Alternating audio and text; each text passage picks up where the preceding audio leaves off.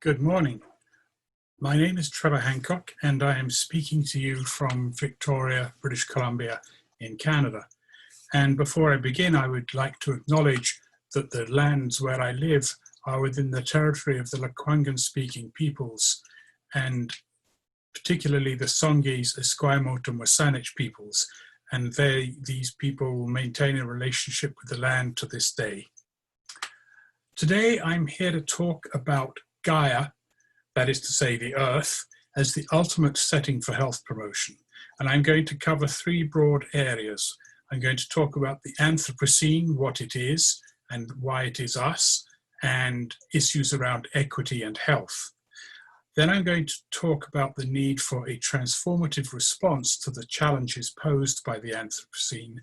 And then I'm going to talk about some of the implications for health promotion, in particular with respect to both an eco-social approach and the notion of healthy communities 2.0, or the creation of one planet communities. So this is Gaia in the original ancient Greek sense of the goddess of the earth. And this, of course, is also Gaia. This is the earth, and the earth in a number of other languages, many of whom saw the earth as some form of god or spirit, Pachamama, for example, or Erde, the German term for both the earth and the earth goddess. And so the relationship between us and the earth has been there from the early days of human history. Now, in the 1970s, James Lovelock, who is a planetary scientist, proposed the Gaia Theory, the idea that the Earth is a self-regulating system, that it keeps the climate and composition of the Earth comfortable for us and other organisms. And in effect, he was saying the Earth is a living thing.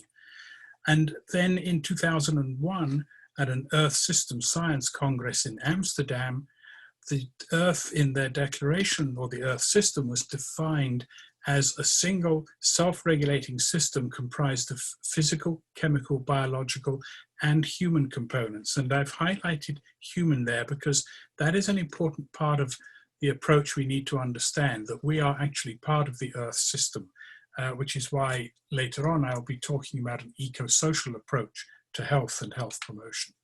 So let me begin with the Anthropocene. It's a new-ish term, first proposed around 2002, but has developed very swiftly as both a science and a concept. It's three different things, really. First of all, scientifically, it is an ecological phenomenon. It's a new geological epoch marked by some specific new materials laid down in what will be in the future the sedimentary rocks of the Earth. But those depositions represent an ecological phenomenon of massive and rapid global ecological change. And that in turn is a reflection of us. It is a reflection of, we are the anthropos in the Anthropocene, anthropos being the ancient Greek word for human. So we are creating these massive and rapid global ecological changes that are leading to new sedimentary layers, the Anthropocene.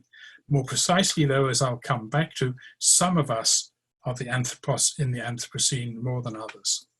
So this is a very familiar part of the Anthropocene. This is climate change, perhaps the largest in some ways of the global ecological changes. And we've heard a lot about the changes in surface temperature on the top left, the increase in CO2 emissions, top right, the decline in summer sea ice extent. Note in all of these, incidentally, these last three charts, roughly where 1950 is, because that's a pivotal point. And then global average sea level change. So we see these changes and they're happening and they're real. But what we need to understand, and I think often neglect, is that the Anthropocene, as a convenient way of describing things, is more than just climate change. It is these other things and other changes that are happening at a global level. So the depletion of the ozone layer, resource depletion, food, lands and waters in particular, I think are troubling, and fisheries, because they provide us with food, of course. Pollution, and a form of pollution known as ecotoxicity, which is the pollution of entire ecosystems with persistent organic pollutants and other persistent chemicals. And then finally, species extinctions. We have triggered, or we are triggering, a sixth great extinction. And all of these are happening at the same time. And that is what makes it particularly challenging. So some of the key signs of the Anthropocene are in the ecological footprint, which is a measure of our per person consumption of what's called biocapacity. Well, this on the top left is not per person, it's total. So the total biocapacity of the Earth, its ability to replace itself annually, is represented by that green dotted line. And you can see that since about 1970, we have surpassed the biocapacity of the Earth and continue to do so.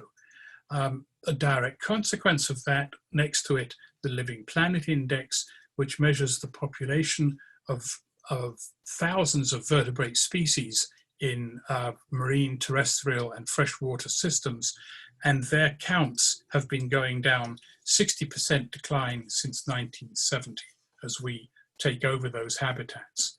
On the bottom left, the notion of planetary boundaries. There are some boundaries beyond which we should not stray, and you can see we are already exceeding them with respect to biosphere integrity and biogeochemical flows. We are in a danger zone of yellow. If a land system change and climate change, we're approaching it for ocean acidification. And for some of them, we really don't know what that boundary might be. So we are not in good shape when it comes to planetary boundaries. And finally, bottom right, a set of changes in Earth system indicators. And again, if you look at the little dotted line, and I'll come back to this later, you can see that since about 1950s, there has been in many of these what's called a great acceleration, a rapid increase in change. And it is both the scale and the rapidity of this change that matters. So here is that slide again, and as you can see, since 1950, we have seen dramatic increases in some areas. If you look to the bottom middle, domesticated land hasn't gone up very much, mainly because we've pretty much domesticated all the land that's capable of being domesticated. But biosphere degradation, ocean acidification, nitrous oxide and methane emissions, shrimp aquaculture, marine fish capture, and on and on and on. So we are having a massive and very rapid impact on the Earth's natural systems. And as I said, we are the Anthropocene, the Anthropocene. The problem is us, in essence. So these are some of the socioeconomic trends that are driving those changes in natural systems. So you can see here massive increases in population, particularly urban population, since 1950. The red arrows mark 1950 on all the charts. And you can see large dam use, water use, paper production, international tourism, transportation, you name it. Massive, massive increases, particularly since the middle of the 20th century. But as I said earlier, it's not anthropos, humans as a whole, that are entirely the problem. It is more precisely some of us. There is a large amount of inequity in the Anthropocene. Take Canada, where I live. Our ecological footprint is equivalent to about 4.75 planets worth of biocapacity annually. So we act as if we had the 5 planets that we see here. But of course we don't. What we actually have is this. We have one planet. If you look at the inequities in things like the ecological footprint, the average biocapacity per person, which is the green line, has been declining because population has been growing. But as you can see, that top line, which represents high income countries, have ecological footprints much greater than average biocapacity. We were closer to it in the 1960s or 1950s, but now 4 or 5 times greater. Middle income countries, the mauve line, are just about, or were in 2010, at 1 planet's worth, and low income countries are well below, so much well below, in fact, that their well-being is threatened by their lack of use of resources and materials, and therefore of wealth. Again, when we look at its converse, the inequity in the Living Planet Index, remember these are vertebrate species, then you can see a very dramatic decline in the Living Planet Index in low-income countries, whereas in high-income countries it's actually gone up, which suggests that we are both wealthy enough to perhaps restore some of our lands that they were already thoroughly depleted well before 1970, but also that we're probably doing this by exploiting the resources of low-income countries and further driving down their Living Planet Index. And of course, when we take away more than our fair share, then other people and communities and other species are going to get way less than their fair share. In the case of people, not enough to maintain a decent quality of life, or perhaps even to maintain life. And certainly in the case of species, we are creating a sixth great extinction, driving species into extinction. So let's talk very briefly about some of the health implications of these massive and rapid global ecological changes. Back in 2005, the UN set up in 2000 a Millennium Ecosystem Assessment. This quote comes from their final report in 2005. The stark warning is that we are putting such strain on the natural functions of Earth that the ability of the planet's ecosystems to sustain future generations can no longer be taken for granted. Now, I don't know about you, but I find that a very troubling, indeed scary statement. So, in about 2012, the Canadian Public Health Association established a working group on what we called the ecological determinants of health. And that was a very deliberate choice, an attempt to rebalance the emphasis that to then had been on the social determinants of health. Our report was finalized in 2015, and a position paper or discussion paper from CPHA came out in May of 2015. Both are available on the CPHA website. And in that, we describe the ecological determinants of health. And if you look at it, it's really very simple and very obvious. The Earth provides us with oxygen, water, and food, three of the most fundamental determinants, not just of health, but of life itself. And then materials and fuels that we use. It protects us from UV radiation, decomposes and recycles our wastes, and provides a relatively stable and benign climate, at least it has done for much of the last 11,000 years. And that too, of course, through climate change is coming to an end. So these are the most fundamental determinants of health. What we do with the resources the Earth provides to us gets us into the realm of the social determinants, but I would argue that the ecological determinants are the fundamental determinants of health. At about the same time, the Lancet had been developing the concept of planetary health. This was an idea first put forward by Richard Horton, the editor of the Lancet, and it led to the creation of a commission established with funding from the Rockefeller Foundation, looking at, and it was called the Commission on Planetary Health, and it was looking at the health of human civilization and the state of the natural systems on which it depends. And you'll notice in the subtitle, Safeguarding Human Health in the Anthropocene Epoch. That report came out just a little bit after our CPHA report and has become a very popular concept. In the report, the authors, the commission said, we have been mortgaging the health of future generations to realize economic and development gains in the present. Some of you may recognize in this a hearkening back to the definition of sustainable development used in the Brundtland Commission report, Our Common Future, in 1987. And so this notion of our responsibility to future generations is a key part of the notion of planetary health, and I would argue of health promotion in the 21st century.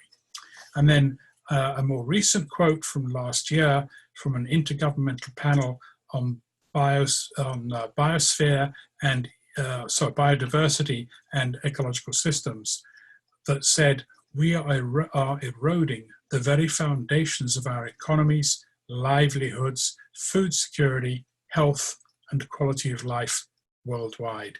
Clearly, this is a major threat to health. And then within that, of course, there is inevitably inequity, health inequity. Now, it's not rocket science. So this is a quote from the Intergovernmental Panel on Climate Change's 2014 report. Throughout the 21st century, climate change is expected to lead to increases in ill health in many regions, and especially in developing countries with low income. Well, that's not really surprising, but it's worth reminding ourselves, as is this comment from another Lancet commission, this one on pollution and health in 2017, that pollution disproportionately kills the poor and the vulnerable. And that's particularly true in low income and middle income countries where 92% of pollution related deaths occur. But it's also in countries at every level, including high income countries, where disease caused by pollution is most prevalent among minorities and the marginalized. Anyone who is in the least bit familiar with health promotion and the determinants of health will understand this instantly. So inequity in both access to ecological resources and inequity in health are inevitably linked. So in the face of these massive challenges, what are we to do? Well, let me propose a transformative response is needed. Naomi Klein, a few years ago, wrote this book, This Changes Everything, and she was focused, as you'll see in the subtitle, on the climate and how it impacts on capitalism. Well, I would argue that actually what changes everything is more than just climate change. It's all these other things that are going on as well. It is this that changes everything. Every system, we need to understand, is perfectly designed to get the results it gets. So if we want to change the results, we're going to have to change the system.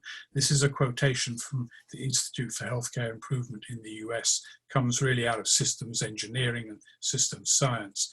So remember that notion, every system is perfectly designed to get the results it gets. So if you look at our current systems, societal and economic system, you'd have to conclude it is perfectly designed to plunder the planet, to undermine Earth systems that underpin our societies and economies, that underpin our health and well-being. But at the same time, it's perfectly designed to create obscene levels of inequality and impoverishment that impair health and shorten the lives of millions of people around the world. And again, the notion of inequity bound up in all of this. So, as I said, if we want to get results different from those results, we're going to have to change the system. The problem is we're running out of time. This was in an editorial in the New York Times from the UN Secretary General quite recently, and he commented about the notion that human conduct is distorting ecosystem processes that regulate our planetary health. And then he pointed out that scientists are warning us we are close to running out of time, approaching a point of no return for human health, which, he said, depends on planetary health. So this is being recognized at the highest possible levels. But, he went on, we have an opportunity. He was talking in the context of the coronavirus pandemic, and he said we must not just go back to where we were last summer, that this is an opportunity to build more sustainable and inclusive communities and societies. So it is that challenge and that opportunity that I want to focus on for the rest of my talk. And I want to do that in part by looking at this notion of social tipping points. Now, Will Stephan, from whom this quotation comes, is one of the leading scientists working on the Anthropocene at the Stockholm Resilience Center. And he said, as you can read here, that we need to reach a social tipping point before we reach a planetary one. So let me talk a little bit about tipping points. Tipping points are characteristics of complex dynamic systems, and that includes not only our own bodies, but financial markets and societal or climate systems. And they're really positive feedback loops that amplify feedback so that small changes can trigger a big change and a very rapid change. So we actually get shifts, very sudden shifts. And this shift from one stable state to another can occur quite suddenly and is known as non-linear change, or a discontinuity. Things suddenly change. So the problem is that we can have, on the negative side, climate tipping points. And climate scientists are very concerned about this, that one form of climate change tips us into a new state, which then tips another tipping point, or triggers another tipping point, which then triggers another tipping point, and things accelerate very rapidly. The notion of a domino effect, or the notion of a cascade of tipping points. On the positive side, I think we've seen tipping points around issues such as gay marriage, which for years and years, decades, was unacceptable and seemed to become quite acceptable in many places relatively suddenly. Smoke-free societies, you can argue, we worked on it for many years, but when we did start to see a shift, it really happened quite quickly. So there is this notion that we can have positive social tipping points and that they can happen quite quickly.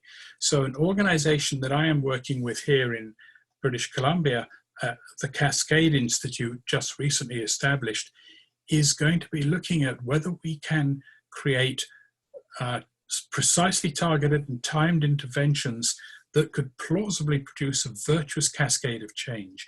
And I would argue again that this is the business that health promotion is going to be in.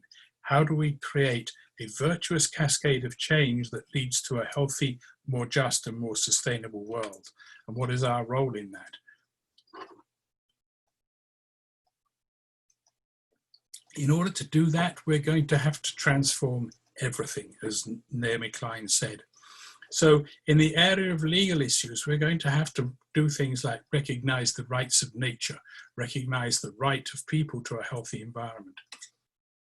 In the area of social justice, we're going to have to expand our notion of equity to include future generations, what's known as intergenerational equity. We also need to expand our notion of social justice to include interspecies equity, that different species also have rights and we have to be fair and just with other species. In economics, as I've said, if our current system is perfectly designed to create massive ecological harm and massive social injustice and inequality, then I would argue that that system of economics is simply not fit for purpose in the 21st century, and we're going to have to find a new system of economics that does meet the goals we share as health promoters.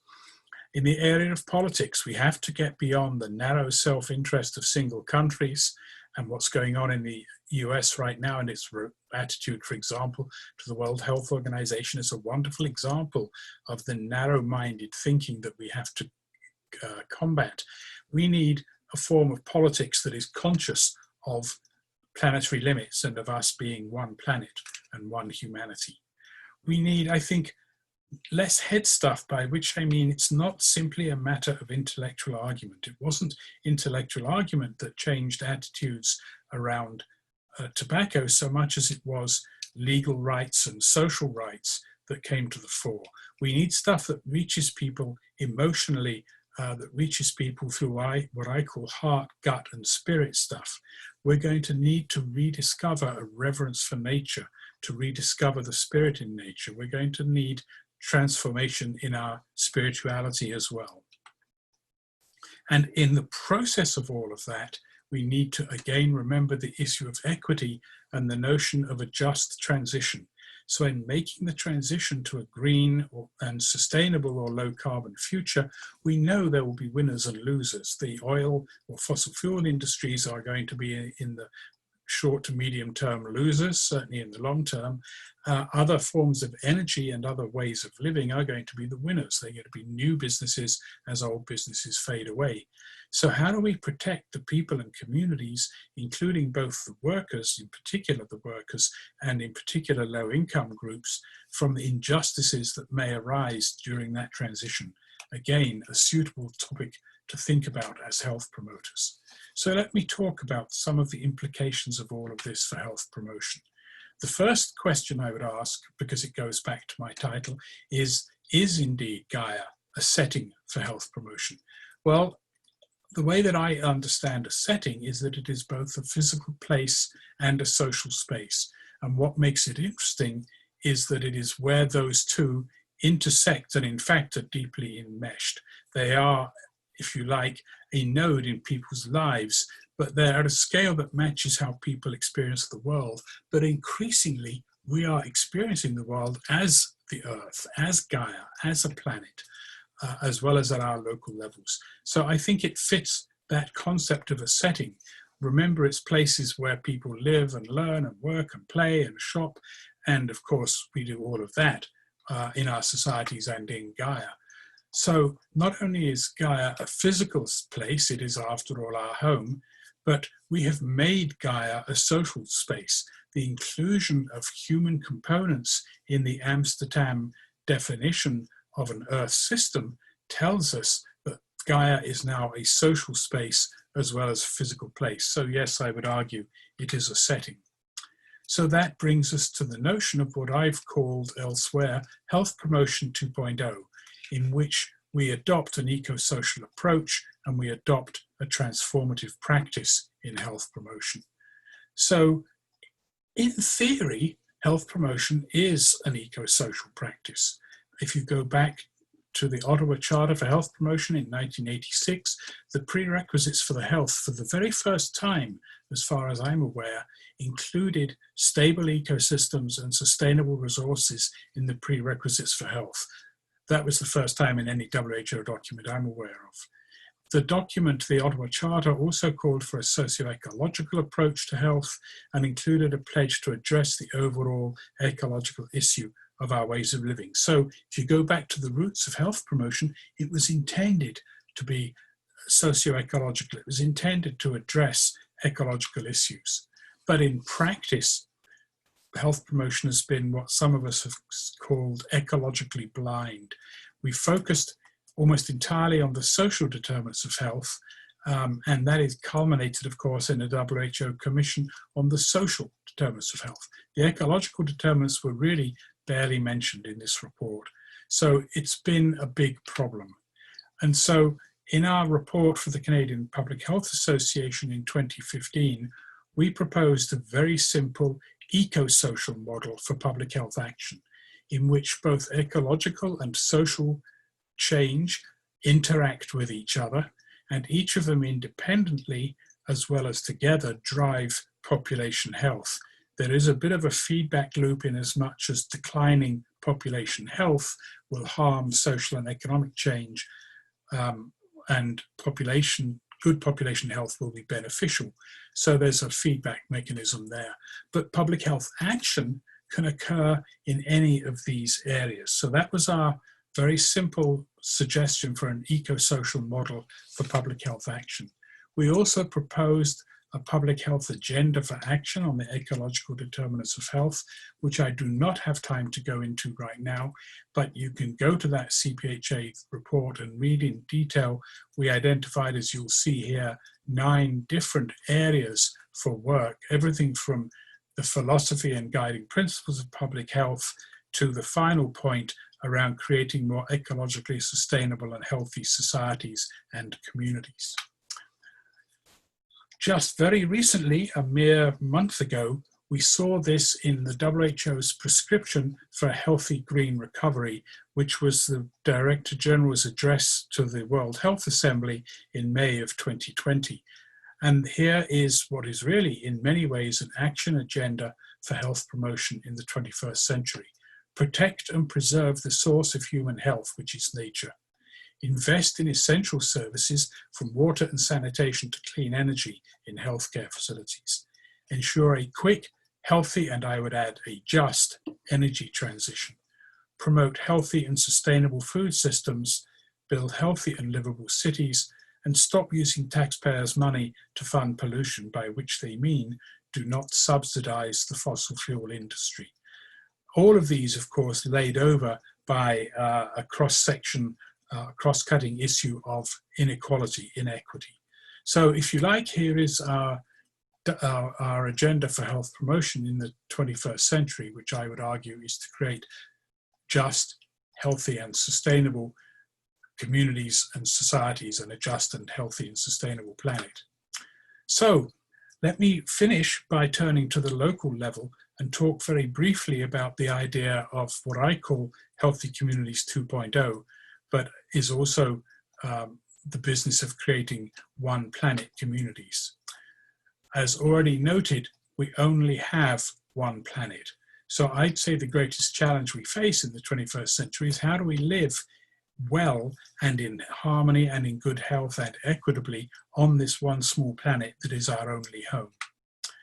If we look at the local ecological footprint where I live, and ours is a bit less than Canada as a whole because 90% or more of our electricity is hydroelectric and doesn't have a big fossil fuel footprint. But if you look at our footprint of 3 getting on for 4 planets, here are the big sectors that we need to address: food, transportation, consumables, and buildings. And you will recognize that we have worked in all of these areas through public health and health promotion for many years. If you dig into that a little more detail, you'll find that almost 3/4 of the footprint for food is due to a high meat, fish, eggs, and dairy, a high animal-based diet. So shifting to a low meat or vegetarian diet is one important way to reduce our footprint. In the area of transportation, nearly 3/4 is due to private vehicles.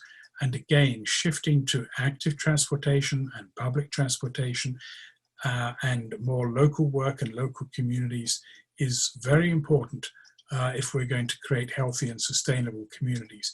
And finally, in the area of buildings, operating energy is almost 3/4 of the footprint. So these are the areas where we need to focus from a health perspective. So in Saanich, which is the municipality within the Victoria region that I live in, there is a multi-year project initiated by a UK organisation called Bioregional, which has worked on the notion of one planet living for almost 20 years now. And they created a project a couple of years ago and included Saanich in that project. You can see the other cities and countries where this is happening.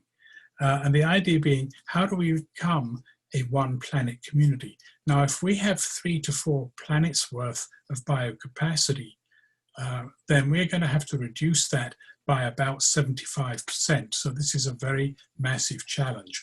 One of the reasons I point to the bioregional work, not only because I'm working with them here locally, but because the first 3 principles here are all about people and community, not about the environment. So this is an eco-social approach. We're talking about health and happiness, equity and local economy, culture and community. And then we come to the, if you like, the list of usual suspects around resource consumption and pollution and energy use and so on. So this is an eco-social approach at the local level. The good news is there are many health co-benefits of a one planet way of life. So if you're concerned about issues such as healthy eating or physical activity or obesity, health inequity, air pollution, healthy built environments, climate change, social capital, governance for health, there are many other issues where we can identify that a more sustainable one planet way of life is actually a healthier way of life. And that makes this very much a health promotion issue.